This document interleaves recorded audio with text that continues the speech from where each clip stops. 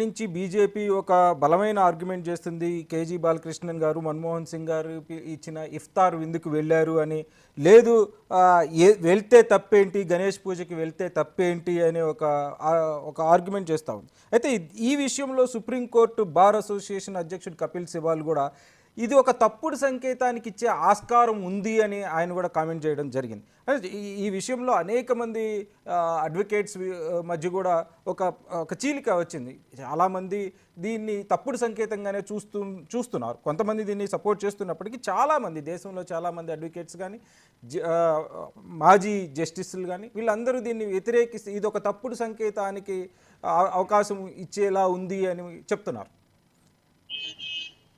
అంటే ముందుగా మైత్రి ప్రేక్షకులు మరియు వివిధ పార్టీ నుంచి నాయకులకు, విశ్లేషకులు అందరికీ నమస్కారం. మనము కొన్ని విషయాల్ని మనం లోతుగా అధ్యయనం చేయడం వల్ల కొన్ని విషయాల మీద మనకు పూర్తి అవగాహన ఉంటుంది. దాని విషయాల్లో మీకు కొన్ని విషయాలు చెప్తాను.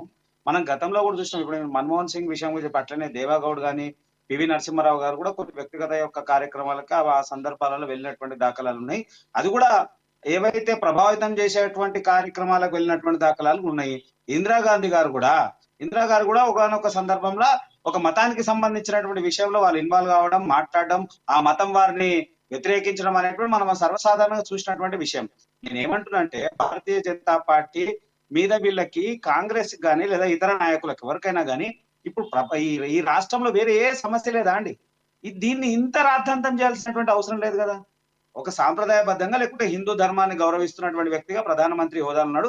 వారు పెద్ద ఉన్నతమైన బదులు వారు ఇంటికి ఆహ్వానించి వెళ్ళిన దాని మీద ఇంత రాద్ధాంతం చేయాల్సినటువంటి అవసరం లేదు.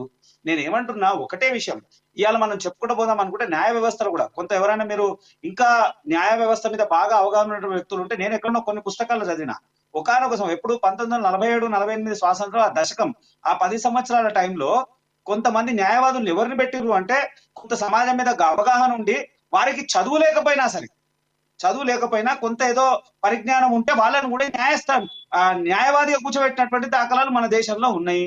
ఇక్కడ ఏమంటున్నామంటే చేసేటువంటి క్రియలో ఎక్కడైనా తప్పు కనబడితే దాన్ని ప్రయోగించాల్సిన అవసరం లేదు, కానీ ముందే జరుగుతుంది ఏదో అవుతుంది, భవిష్యత్తులో ఉండేటువంటి కేసుల మీద ప్రభావితం అవుతుంది, మహారాష్ట్ర కేసులో అదే అవుతుంది, శివసేన విషయంలో ఇదే అవుతుంది అంటే అరే ఇది మరీ హాస్యాస్పదమైనటువంటి విషయం అండి. ఎన్ని సమస్యలు లేవు, ఎన్ని సమస్యల మీద స్పందించినటువంటి వ్యక్తి దీని మీద స్పందించాల్సినటువంటి అవసరం ఏముందో వాళ్ళకి అర్థం కాదు. ఒకటే బీజేపీ ఏది చేస్తుంది, అసలు ఇప్పటి వరకు భారతీయ జనతా పార్టీ చరిత్రలో నరేంద్ర మోడీ గారు మచ్చలేని నాయకుడు ఉన్నాడు కాబట్టి ఆయన మీద ఏ రకమైనటువంటి బురదలాలనేటువంటి ప్రయత్నమే మొదటి నుంచి పార్టీలు కొన్ని చేస్తా ఉంటాయి. మేమేమంటున్నాము, ధర్మాన్ని కాపాడుతున్నాడు సరే, సనాతన ధర్మంలో ఉన్నటువంటి వ్యక్తి వారు కుటుంబం వాళ్ళు పిలిచినప్పుడు వెళ్ళినటువంటి వ్యక్తులు ఏదనేది దాపరికంగా జరిగిందా అండి? పబ్లిక్ గా ప్రెస్ మీట్ పత్రికలలో వచ్చింది, అన్నిట్లలో వచ్చింది. దాంట్లో ఇంత ఇచ్చేయాల్సినటువంటి అవసరం ఏం లేదు కదా. వారేమంటారు ప్రభావితం, నిజంగా కూడా చెప్తా ఉన్నా, ఒకవేళ ప్రభావితం చేయాలనుకుంటే ఇట్లా ఇంటికి పోవాల్సిన అవసరం లేదు. అనేకమైనటువంటి ప్రభుత్వ కార్యక్రమాలలో చాలా సార్లు ప్రధానమంత్రి గారు ఉన్నత స్థానంలో ఉన్న జస్టిస్ గారు చాలా సందర్భాలు కలిసే అవకాశాలు ఉంటాయి. ప్రభావితం చేయాలంటే పూజకే పోయి ప్రభావితం చేయాల్సినటువంటి అవసరం లేదు కదా. ప్రజలకు తప్పుడు సంకేతాలు పోతాయి, ఇంకేదో ప్రభావితం చేయాలంటే పూజ అవసరం లేదండి. అనేకమైనటువంటి కార్యక్రమాలు ఉంటాయి కదా. కాంగ్రెస్ పార్టీ ఒకటే ఎక్కడ అవకాశం దొరికితే అక్కడ ఇచ్చేసేటువంటి ప్రయత్నం చేస్తుంటది. ఇంకోటి ఎంఆర్పిఎస్ గురించి మా మందకృష్ణ మాది గురించి మా విశ్లేషకులు వారు మాట్లాడుతూ ఒక అంశం అన్నారు, భారతీయ జనతా పార్టీ అండదండలతోనే జరిగిందని. నిజంగా చెప్తా ఉన్నా, అప్పుడు ఇచ్చే టైంలో సుప్రీం కోర్టు భారతీయ జనతా పార్టీకి భారతీయ జనతా పార్టీకి ఒక ప్రభుత్వానికి, భారతీయ జనతా పార్టీ కాదు ప్రభుత్వానికి మేము ఇచ్చేటువంటి దాంట్లో మీకేమైనా ఆటంకం ఉందా అనేది తెలిసేప్పుడు మాకేమి ఆటంకం ఏం లేదు, మేమేమి ఎక్కడ అభ్యంతరం తెలపలేదని చెప్పినప్పుడు అది భారతీయ జనతా పార్టీ విషయంలో వారు నమందకృష్ణ గారు మా దగ్గర అన్నారు. దాని మీద ఇంత చేయాల్సినటువంటి అవసరం లేదు కదండి. అది మనం కాదు, సర్వసాధారణంగా జరిగినటువంటి విషయము, అందరికి తెలిసిన విషయమే.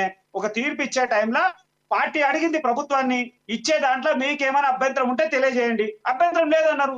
దాని మీద దాన్ని ఏం చేశారు మందకృష్ణ మాది గారు, ఆయన భారతీయ జనతా పార్టీ పూర్తి మద్దతు ఇచ్చింది, ఏది ఆ యొక్క సుప్రీంకోర్టు ఆ తీర్పు కోసం పూర్తిగా మద్దతు ఇచ్చినటువంటి అంశం మాట్లాడారు.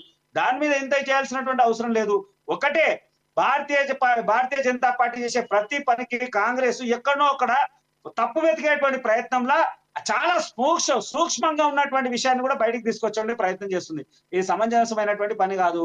చాలా సమస్యలు ఉన్నాయి. చాలా సమస్యల మీద మన విలువైనటువంటి సమయాన్ని లేదా భారతదేశంలో చాలా సమస్యలు ఉన్నాయి. మణిపూర్ మళ్ళీ రగులుతుంది. ప్రధానమంత్రి గారు మణిపూర్ వెళ్లకుండా సిజేఐ ఇంటికి గణేష్ పూజకి వెళ్ళడం అనేది ఏంటి అనేదే మా సమస్య కూడా.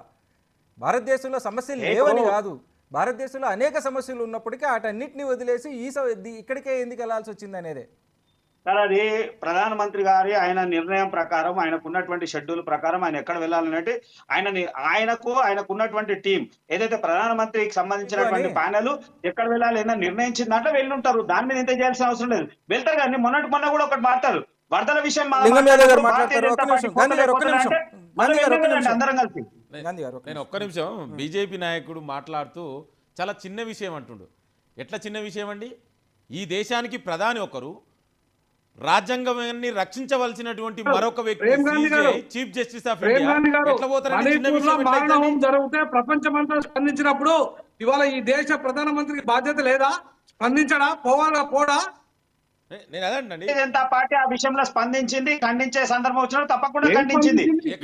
భారత ప్రధానమంత్రి అండి ఆయన, ఒక భారత ప్రధానమంత్రి ఈ చిన్న ఫంక్షన్లకు పోవడం కాదు, ఈ చిన్న ఫంక్షన్లకు పోవడం కాదు. రేజర్ల విషయంలో, మహిళా రేజింగ్ విషయంలో ఏమైనా మాట్లాడిరా అండి? మరి మహిళలంతా బయటకు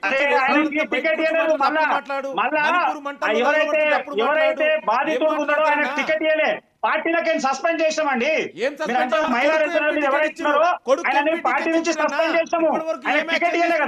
మణిపూర్ గురించి శిక్ష అయింది, ఆయన మీద కేసు అయింది. చట్టం ప్రకారం బెయిల్ తీసుకున్నాడు, పార్టీ సస్పెండ్ చేసింది. మళ్ళీ మేము టికెట్ ఇవ్వలే కదా. కొడుకు ఎందుకు మాట్లాడలే?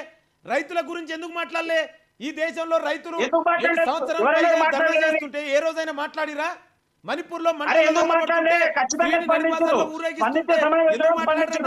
అన్ని విషయాల్లో ప్రధానమంత్రి గారు స్పందించాలని లేదండి. వ్యక్తి మణిపూర్ అన్ని విషయాల్లో ప్రధానమంత్రి గారు స్పందించాలని